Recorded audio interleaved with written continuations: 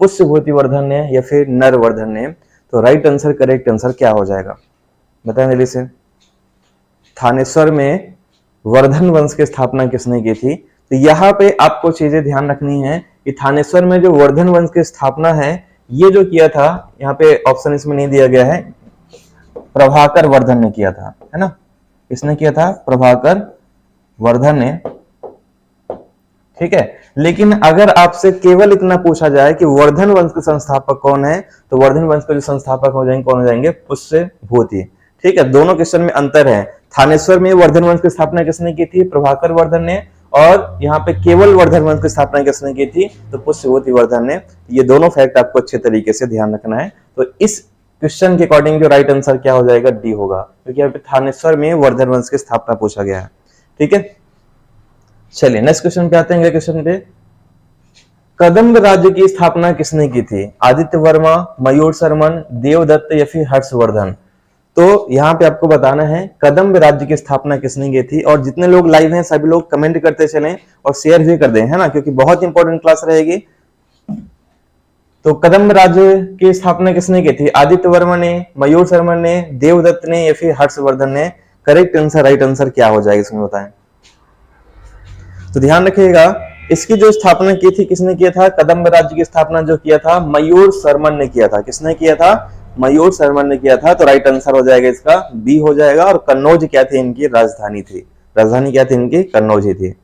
चलिए next question पे आते हैं। अगले क्वेश्चन पे आ जाते हैं। इस पे, अंतिम बौद्ध राजा कौन थे जो संस्कृत के महान विद्वान और लेखक थे? अंतिम बौद्ध राजा कौन थे जो अंतिम जो संस्कृत के महान विद्वान भी थे और लेखक भी थे? फटाफट बताएं, करेक्ट आंसर क्या हो जाएगा आपका? कनिष्क, अशोक, बिंदुसार या फिर हर्षवर्धन? मुस्कान जी गुड इवनिंग। ठीक है, तो यहाँ पे ध्यान रखना, अंतिम बौद्ध राजा कौन थे? तो हो जाएंगे हर्षवर्धन। इन्होंने बौद्ध धर्म को स्वीकार किया हुआ था। तो राइट आंसर क्या हो जाएगा? राइट आंसर आपका डी हो जाएगा। इन्होंने बहुत सारी रचनाएं भी की हुई थी, जैसे आपका रत्नावती है, रत्नावली है, प्रियदर्शिका है, ये सब रचनाएं किनकी है? हर्षवर्धन की ही है। चलिए नेक्स्ट क्वेश्चन पे आते हैं। अगले क्वेश्चन पे, हर्षचरित किसके द्वारा लिखा गया है बताइए? कालिदास, हर्षवर्धन, सूरदास या फिर बाणभट्ट? तो हर्षचरित किसके द्वारा लिखा गया है ये बताएं जल्दी से। करेक्ट आंसर, राइट आंसर क्या हो जाएगा? तो थर्ड का डी कर रहे हो, बिल्कुल सही है कृष्णा। तो हर्षचरित किसके द्वारा लिखा गया है? फोर्थ नंबर का बताइए। हर्षचरित जो लिखा है किसने लिखा है? बाणभट्ट ने लिखा है, जो हर्षवर्धन के दरबारी कवि थे। ये मध्य प्रदेश के सीधी जिले से इनका जन्म हुआ था। और रहते कहाँ पे थे? निवासी कहाँ के हैं ये? तो थानेश्वर के। ठीक है, रहते वहां पे थे। चलिए नेक्स्ट क्वेश्चन पे आते हैं। हर्षवर्धन के समय कौन से चीनी यात्री भारत आया था? फाहियान, इसिंग, मेगस्थनीज या Xuanzang? Very very important question है। तो बताइए हर्षवर्धन के समय पे कौन सा चीनी यात्री भारत में आया था? Rita Vishwakarma good evening.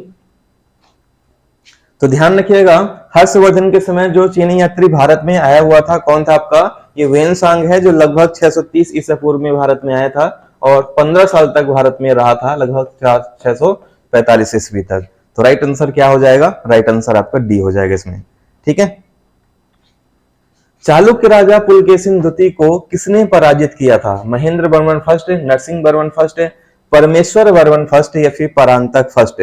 तो पुलकेशिन द्वितीय को किसने पराजित किया था बताएं जल्दी से। करेक्ट आंसर क्या हो जाएगा आपका? और प्लीज सभी लोग क्लास को एक बार शेयर भी कर दें, जिससे संख्या थोड़ी सी बढ़ जाए क्लास की, है ना। तो पुलकेशिन द्वितीय को किसने पराजित किया था? करेक्ट आंसर क्या हो जाएगा? पुलकेशिन द्वितीय को जो पराजित किया था ये नरसिंह वर्मन प्रथम ने पराजित किया था। और ये जो थे पल्लव शासक थे, है ना। कौन से वंश के शासक थे? पल्लव शासक थे।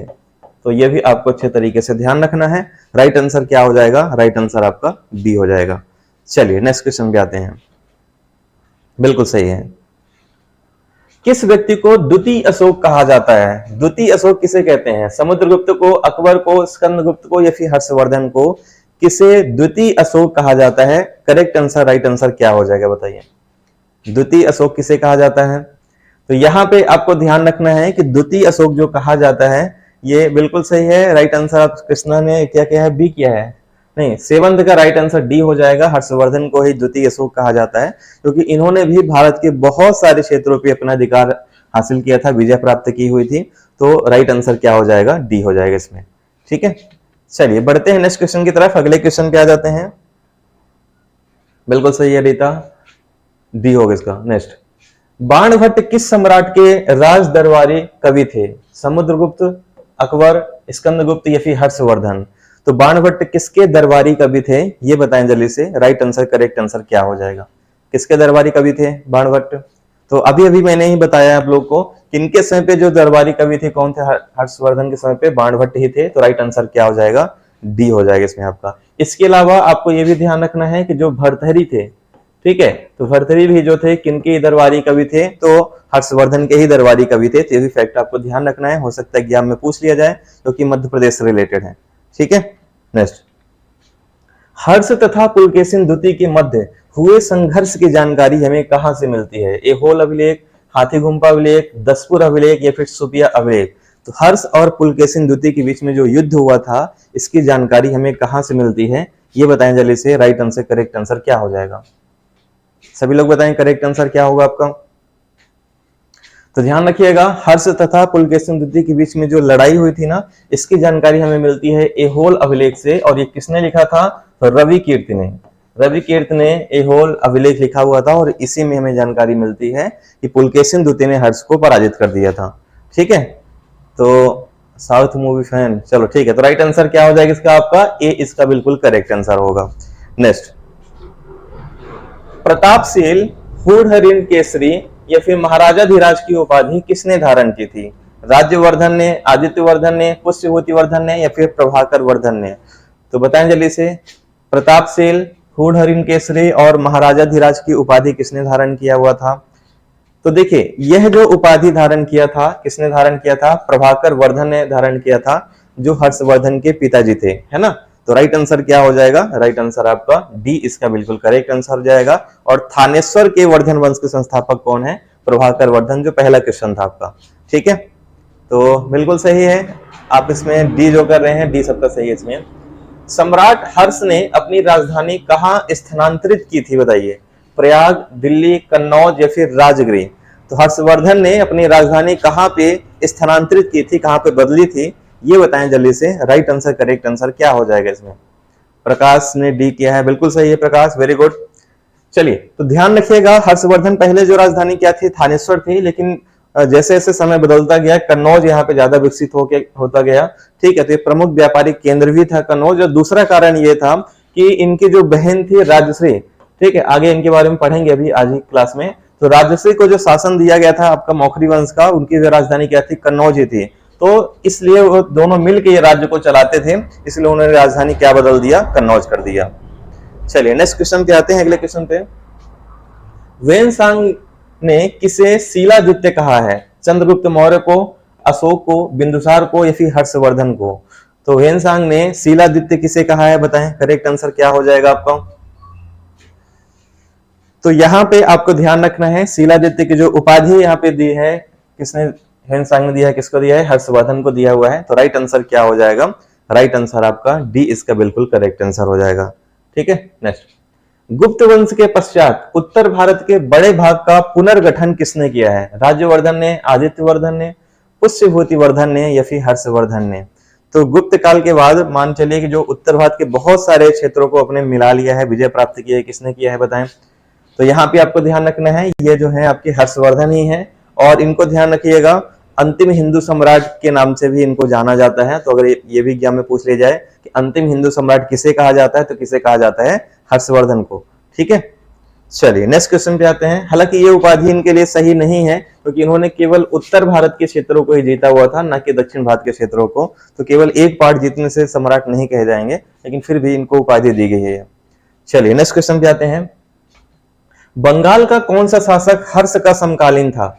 शशांक, ध्रुवसेन, पुलकेशिन द्वितीय या फिर भास्कर वर्मा? तो बताएं जल्दी से, करेक्ट आंसर क्या हो जाएगा आपका? बंगाल का कौन सा शासक हर्ष का समकालीन था? राइट आंसर, करेक्ट आंसर क्या हो जाएगा? ठीक है, तो यहां पे आपको ध्यान रखना है, राइट आंसर करेक्ट आंसर क्या हो जाएगा? बंगाल कौन शासक हर्ष का समकालीन था? तो हर्ष का जो समकालीन था देखिए शशांक है ना। और पूरा अगर देखिए तो गौड़ शासक जो शशांक है ये हर्ष का समकालीन था। राइट आंसर क्या हो जाएगा? राइट आंसर आपका ए इसका बिल्कुल करेक्ट आंसर हो जाएगा। ठीक है, बिल्कुल सही है रीता। राइट आंसर क्या हो जाएगा आपका ए। इनके बारे में भी आगे हम देखेंगे आज के क्लास में। पुलकेशिन द्वितीय ने किस नदी के किनारे हर्षवर्धन को परास्त किया था? महानदी, ताप्ती, गोदावरी या फिर नर्मदा? तो पुलकेशिन द्वितीय ने किस नदी के किनारे हर्षवर्धन को परास्त किया था, ये बताएं जल्दी से। राइट आंसर, करेक्ट आंसर क्या हो जाएगा आपका? ठीक है, तो ध्यान रखिएगा, पुलकेशिन ने हर्षवर्धन को जो पराजित किया था, कहां पे किया था? नर्मदा नदी के तट पे किया हुआ था। ठीक है, तो राइट आंसर क्या हो जाएगा? राइट आंसर आपका डी इसका करेक्ट आंसर हो जाएगा। हालांकि इन दोनों के बीच में वापस से संधि हो गई थी और यह हुआ कि दक्षिण में फिर हर्षवर्धन नहीं जाएंगे और उत्तर में जो है पुलकेशिन नहीं जाएंगे। ठीक है, तो राइट आंसर क्या हो जाएगा? डी हो जाएगा। नेक्स्ट, हर्ष के शासनकाल में उत्तर भारत का सबसे महत्वपूर्ण शहर कौन सा था, बताइए। पाटलिपुत्र, उज्जैन, कन्नौज या फिर थानेश्वर? तो उत्तर भारत का सबसे महत्वपूर्ण शहर कौन सा बन गया था हर्ष के समय पे, बताएं। करेक्ट आंसर क्या हो जाएगा आपका? हर्ष के समय पे सबसे महत्वपूर्ण शहर उत्तर भारत का कौन सा हो गया था? तो बिल्कुल सही है, उत्तर भारत का सबसे महत्वपूर्ण शहर जो बन गया था, कौन सा बना था आपका? कन्नौज बन गया था। तो राइट आंसर क्या हो जाएगा? राइट आंसर आपका सी इसका करेक्ट आंसर हो जाएगा। देखिए, कल वाली क्लास जो रहेगी तो कल हम लोग यही पढ़ेंगे राजपूत काल का, जिसमें से आपका परमार वंश पढ़ेंगे, चंदेल वंश हो गया, सोलंकी वंश हो गया, है ना, और उनके प्रमुख निर्माण कार्य जो है पूरा हम लोग देखेंगे। तो कल ये इसमें कन्नौज का त्रिपक्षीय संघर्ष भी हम लोग देखेंगे इस पे। ठीक है, उसके क्वेश्चन भी। हर्ष की जीवनी किसने लिखी थी, बताएं। फिरदौसी, बराहमिहिर, अश्वघोष या फिर बाणभट्ट? तो हर्ष की जीवनी किसने लिखी थी, बताएं। करेक्ट आंसर क्या हो जाएगा आपका? हर्ष की जीवनी किसने लिखी थी? करेक्ट आंसर, राइट आंसर क्या हो जाएगा? तो यहां पे आपको ध्यान रखना है कि हर्ष की जीवनी किसने लिखी थी। हर्ष की जो जीवनी लिखा था ये बाणभट्ट ने लिखा हुआ था, जो इनके दरबारी कवि थे। तो राइट आंसर क्या हो जाएगा? राइट आंसर आपका डी इसका करेक्ट आंसर हो जाएगा। इन्हीं के नाम पे कौन सा है, बाण सागर परियोजना एमपी में चलाई जाती है ना, ये बांध भी है। चलिए नेक्स्ट क्वेश्चन पे आते हैं, अगले क्वेश्चन पे आते हैं। एक सेकंड रुक जाइएगा थोड़ा सा।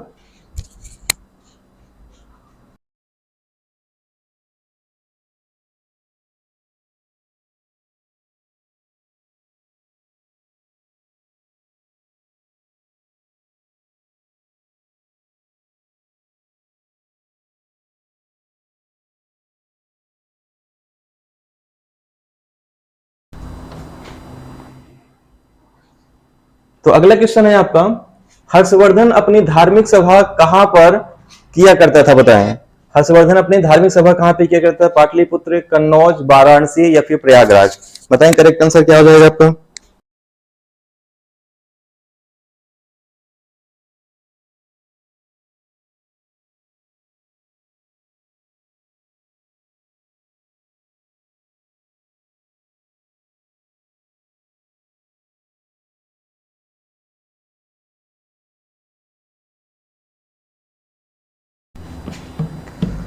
चलिए सॉरी, थोड़ा सा डिस्टर्बेंस हो रहा था।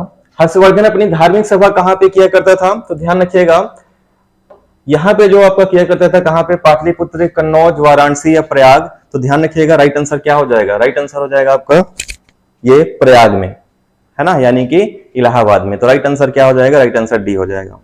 चलिए नेक्स्ट क्वेश्चन पे आते हैं, अगले क्वेश्चन पे आते हैं इस पे।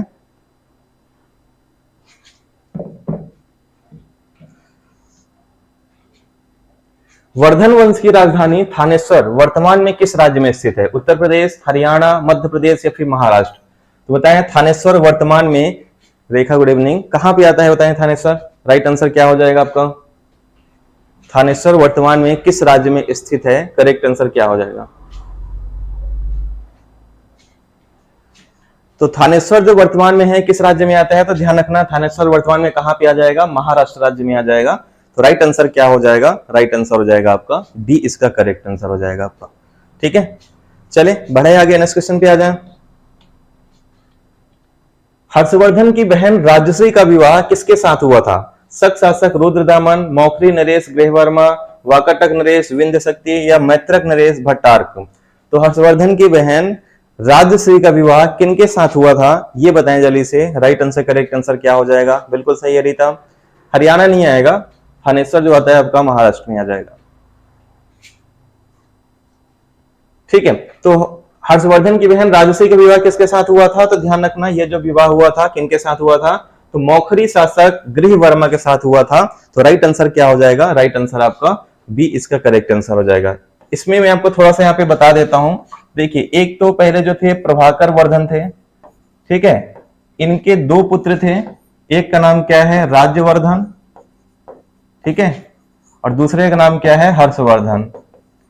और इनके ही एक पुत्री भी थी जिनका नाम क्या है? राजश्री।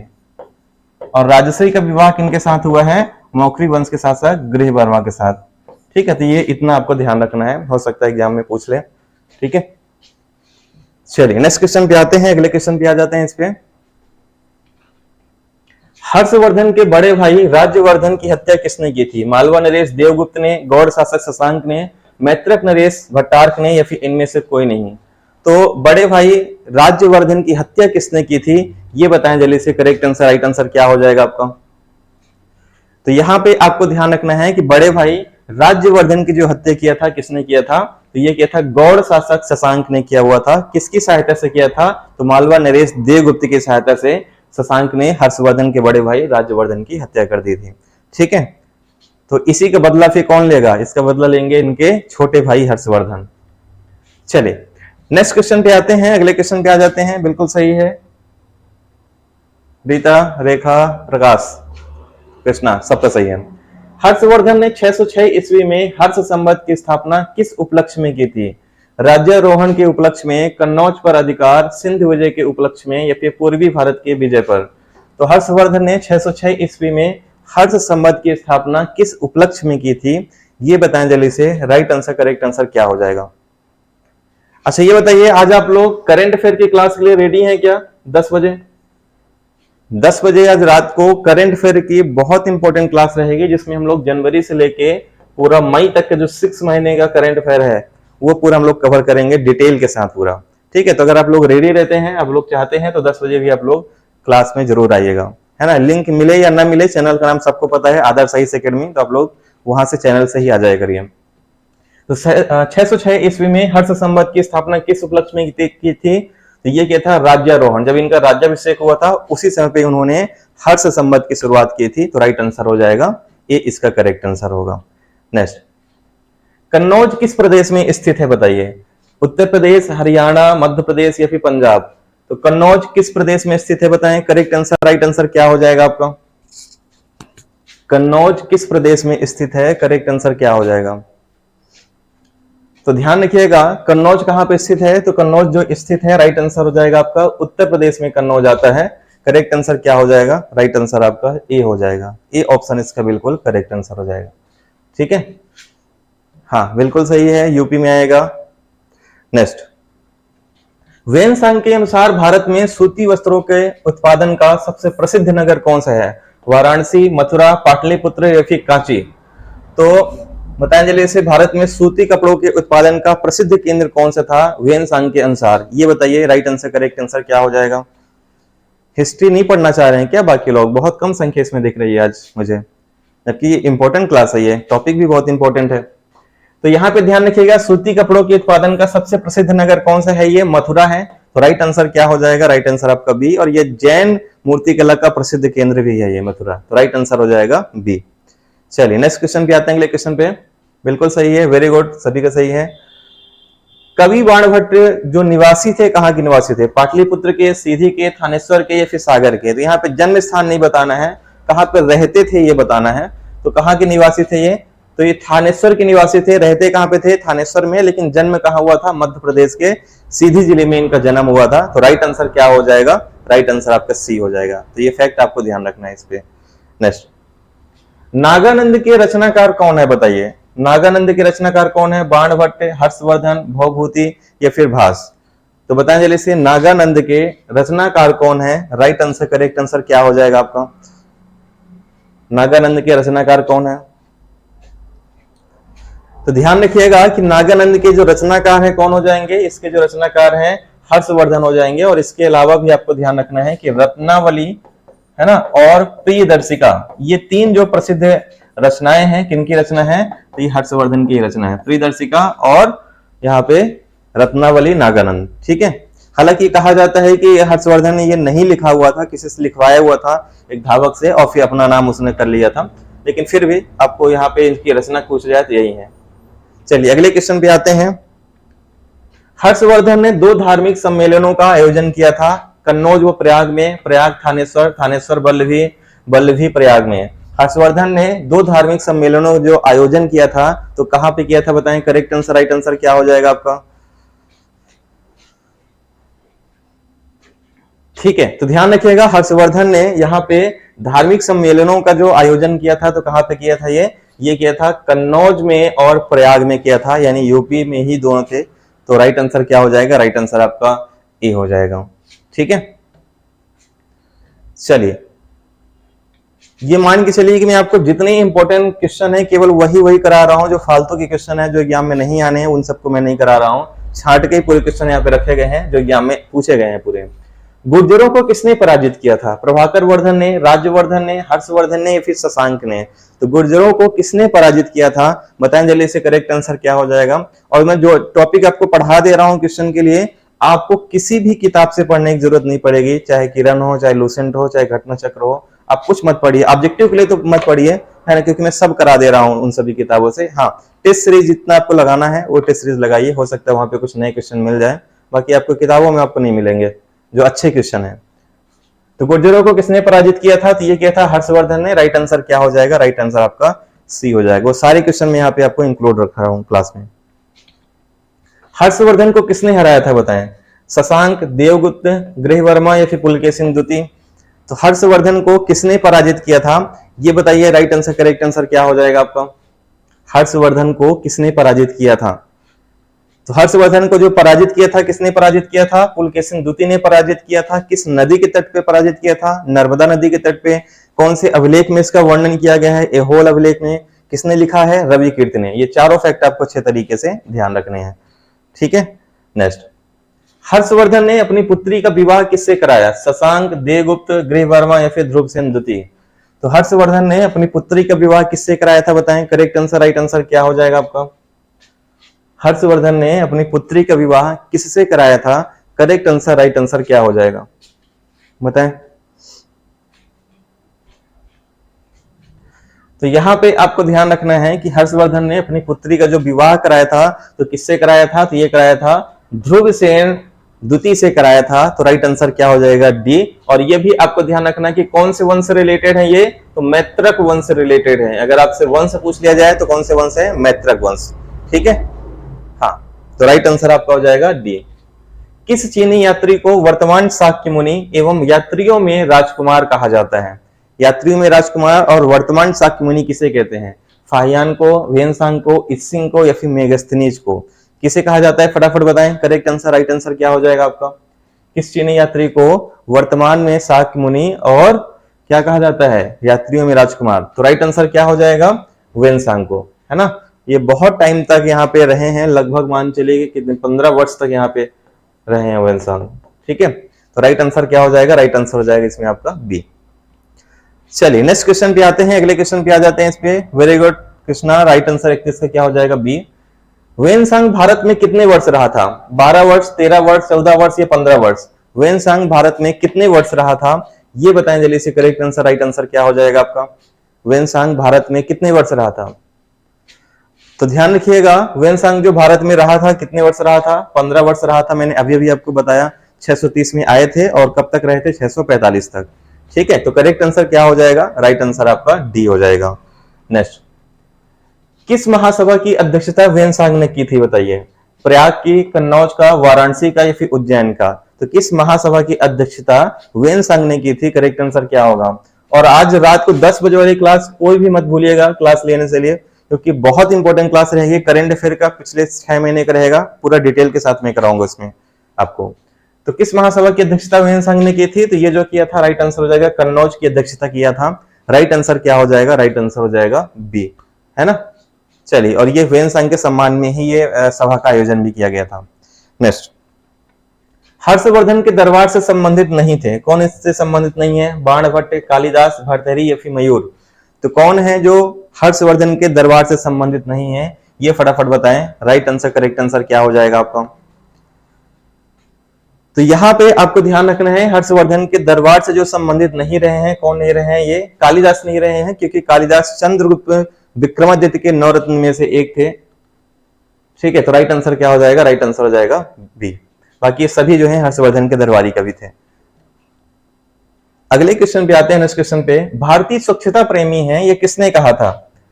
फायान ने, वेनसांग ने, इसिंग ने या फिर मेगस्थनीज ने? तो भारतीय स्वच्छता प्रेमी है यह कथन किसने कहा था, ये बताएं जल्दी से। करेक्ट आंसर क्या हो जाएगा आपका? नहीं, 34 का सी नहीं होगा, 34 का बी होगा। भर्तृहरि तो इनके दरबार में थे ना, मैंने पहले ही बता दिया था आप लोग को ये वाला। तो इसका राइट आंसर क्या होगा? भारतीय स्वच्छता प्रेमी है किसने कहा था? ये वेनसांग ने कहा था। दो कथन कहा था कि भारतीय जो है तुनक मिजाज के हैं, बहुत जल्दी गुस्सा कर जाते हैं, है ना। एक बुराई भी कर दिया था और एक अच्छाई भी बताया था कि भारतीय क्या है, स्वच्छता प्रेमी है। ये दोनों कथन किसने कहा था? वेनसांग ने ही कहा था। ठीक है, नेक्स्ट अगले क्वेश्चन पे आते हैं। घंटी यंत्र या तुला यंत्र का प्रयोग होता था किसके लिए? खेत की जुताई के लिए, सिंचाई के लिए, समय मापने में, या फिर इनमें से कोई नहीं? तो घंटी या तुला यंत्र का प्रयोग किस में होता है बताएं। राइट आंसर, करेक्ट आंसर क्या हो जाएगा? तो घंटी या तुला यंत्र का जो प्रयोग होता है किस में होता है? राइट आंसर, करेक्ट आंसर क्या हो जाएगा? तो करेक्ट आंसर हो जाएगा यहाँ पे सिंचाई के लिए इसका प्रयोग होता था। और ये क्वेश्चन बहुत सारे एग्जामों में पूछा गया है और पीएससी में भी पूछा जा सकता है। घंटी यंत्र का प्रयोग जो किस में होता है? ये आपका सिंचाई के लिए। किस काल में किया जाता था? वर्धन वंश में। ये दोनों फैक्ट आपको ध्यान रखने हैं। ठीक है, नेक्स्ट, एरापत्ती का अर्थ दक्षिण भारत में क्या है? जलाशय की भूमि, चारागाह की भूमि, जंगली भूमि, या फिर इनमें से कोई नहीं? तो एरीपत्ती का अर्थ है दक्षिण भारत में क्या है, ये बताएं जल्दी से। राइट आंसर, करेक्ट आंसर क्या हो जाएगा आपका? एरीपत्ती का दक्षिण भारत में इसका अर्थ क्या है? करेक्ट आंसर क्या होगा? ठीक है, तो यहां पे आपको ध्यान रखना है कि एरीपत्ती का अर्थ क्या होता है? जलाशय की भूमि, है ना। दक्षिण भारत में इसका क्या अर्थ होता है? जलाशय की भूमि। तो राइट आंसर क्या हो जाएगा? राइट आंसर आपका ए हो जाएगा इसमें। नेक्स्ट, मौखरी शासकों की राजधानी क्या थी बताएं। थानेश्वर, कन्नौज, पुरुषपुर, या फिर इनमें से कोई नहीं? तो मौखरी शासकों की जो राजधानी थी ये कौन सी थी, ये बताएं जल्दी से। करेक्ट आंसर क्या हो जाएगा आपका? तो ध्यान रखिएगा, मौखरी शासकों की राजधानी कौन सी थी? तो मौखरी शासकों की जो राजधानी थी ये कौन सी थी? तो ये राजधानी जो थी कन्नौज इसकी राजधानी थी। तो राइट आंसर बी हो जाएगा। एक क्वेश्चन में यहाँ पे इंक्लूड नहीं कर पाया हूं, तो आप ध्यान रखिएगा कि राजश्री का जो विवाह हुआ था गृह वर्मा के साथ हुआ था, ये तो मैंने आपको बता दिया है। लेकिन गृह वर्मा की हत्या किसने की थी? तो गृह वर्मा की जो हत्या थी मालवा के शासक देवगुप्त ने की थी। किसने की थी? देवगुप्त ने की थी। और देवगुप्त की हत्या किसने कर दी? तो देवगुप्त की हत्या जो की थी ये राजश्री के जो बहन थे राज्यवर्धन ने देवगुप्त की हत्या कर दी थी। और फिर राज्यवर्धन की हत्या किसने किया? शशांक ने कर दिया था। गौड़ शासक जो बंगाल के शासक थे शशांक, उसने राज्यवर्धन की हत्या कर दिया। और शशांक को किसने पराजित किया था?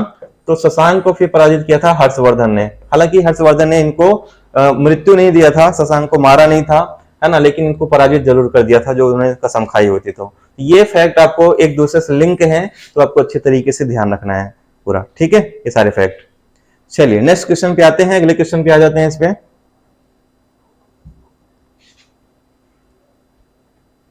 कौसे शब्द का प्रयोग किया गया है? कपास के लिए, सन के लिए, रेशम के लिए, या फिर ऊन के लिए? तो कौसे शब्द का प्रयोग किसके लिए किया जाता है, ये बताएं जल्दी से। राइट आंसर, करेक्ट आंसर क्या हो जाएगा? सभी लोग बताएं करेक्ट आंसर क्या होगा? कौसे शब्द का प्रयोग किसके लिए किया जाता है? तो ध्यान रखिएगा कि कौसे शब्द का जो प्रयोग किया जाता है किसके लिए होता है? तो ये होता है रेशम के लिए। राइट आंसर क्या हो जाएगा? राइट आंसर आपका सी हो जाएगा। रेशम के लिए ही कौसे शब्द का प्रयोग किया जाता है। ठीक है, चलिए नेक्स्ट क्वेश्चन पे आते हैं। चीनी यात्री ह्वेनसांग ने किस विश्वविद्यालय में अध्ययन किया था? तक्षशिला, नालंदा, विक्रमशिला, या फिर मगध? तो ह्वेनसांग ने किस विश्वविद्यालय में अध्ययन किया था, ये आपको बताना है। करेक्ट आंसर क्या होगा? देखिए हिस्ट्री अगर आप लोग डेली टॉपिक वाइज अच्छे से पढ़ना चाह रहे हैं, ऑलमोस्ट एंशिएंट हिस्ट्री हमने खत्म कर दिया है ना। और डेली जो क्लासेस चलती है अब वापस से, क्योंकि वाईफाई सही हो गया है, एक दो दिन प्रॉब्लम हुआ था, अब सही हो गया वाईफाई, तो 4 बजे ही डेली आपकी क्लास रहा करेगी अब, है ना। तो आप लोग अब डेली 4 बजे जुड़ा करें क्लास में। तो टॉपिक वाइज हम लोग जल्दी जल्दी पूरे हर एक चैप्टर को अच्छे तरीके से कवर कर लेंगे। तो यहाँ पे आपको ध्यान रखना है कि ह्वेनसांग ने कौन से विश्वविद्यालय में अध्ययन किया था? तो ये नालंदा विश्वविद्यालय में अध्ययन किया था। तो राइट आंसर क्या हो जाएगा? राइट आंसर आपका बी, जो कहां पे आता है? बिहार में आता है। ठीक है, चलिए नेक्स्ट क्वेश्चन पे आते हैं, अगले क्वेश्चन पे। सीयू की रचना किसकी है बताएं, सीयू की किसकी रचना है, फाहियान, वेनसांग, इत्सिंग या फिर मेगास्थनीज। तो सीयू की किसकी प्रसिद्ध रचना है ये बताएं जल्दी से। राइट आंसर, करेक्ट आंसर क्या हो जाएगा आपका। तो देखिए एक तो फाहियान की रचना है फो क्यों की, और इनकी जो रचना है कौन सी है, सीयू की। तो राइट आंसर क्या हो जाएगा, राइट आंसर हो जाएगा बी, इसका करेक्ट आंसर हो जाएगा। ठीक है, और वेनसांग ने महेश्वर की यानी महेस्मृति की भी यात्रा की हुई थी, ये भी फैक्ट आपको अच्छे तरीके से ध्यान रखना है ना। चलिए नेक्स्ट क्वेश्चन पे आते हैं, अगले क्वेश्चन पे आ जाते हैं। ये अंतिम क्वेश्चन है आज का, और ये हमारा व्हाट्सएप नंबर है 9630828149। आज आप लोग को पीडीएफ मिल जाएगा, है ना। आज मैंने बोला था कल देने के लिए, तो पीडीएफ में आज ही कुछ देर से दे दूंगा आप लोग को पीडीएफ इसका जो, और एमपीजी के भी पीडीएफ मिल जाएगा आप लोग को व्हाट्सएप ग्रुप में। गुप्तोत्तर युग में प्रमुख व्यापारिक केंद्र कौन सा था, कन्नौज, उज्जैन, धार या देवगिरी। तो ये शायद हो गया है, गुप्तोत्तर युग में प्रमुख जो व्यापारिक केंद्र था कौन सा था आपका, उज्जैन ही था। तो राइट आंसर क्या, सॉरी उज्जैन बोल रहा हूं मैं, कन्नौज था। करेक्ट आंसर आपका ए हो जाएगा। ठीक है, तो जिनको भी व्हाट्सएप ग्रुप में ज्वाइन होना होगा पीडीएफ के लिए, स्टडी मटेरियल के लिए या फिर क्लास की लिंक के लिए जुड़ सकते हैं। और नेक्स्ट क्लास अब हमारी रहेगी 10 बजे, और 10 बजे आज हम लोग पढ़ेंगे पूरा करंट अफेयर, पिछले 6 महीने का मैराथन क्लास रहेगा पूरे डिटेल के साथ। तो जो भी करंट अफेयर में जुड़ना चाहते हैं रात को 10 बजे आप लोग जरूर ज्वाइन करें। ठीक है, और एक क्लास डेली चलती है हिस्ट्री की, शाम को 4 बजे टॉपिक वाइज। कल का जो टॉपिक रहेगा राजपूत काल के पढ़ेंगे, जिसमें हम लोग पूरा चंदेल वंश, परमार वंश, सोलंकी वंश और भी जो छोटे छोटे वंश है उन सब के बारे में पढ़ेंगे। तो प्लीज आप लोग वीडियो को एक बार लाइक जरूर कर दीजिएगा, क्लास अगर पसंद आई हो आप लोगों को तो, और शेयर जरूर कर दीजिएगा एक बार। मिलते हैं नेक्स्ट क्लास में, तब तक के लिए धन्यवाद। Thank you everyone.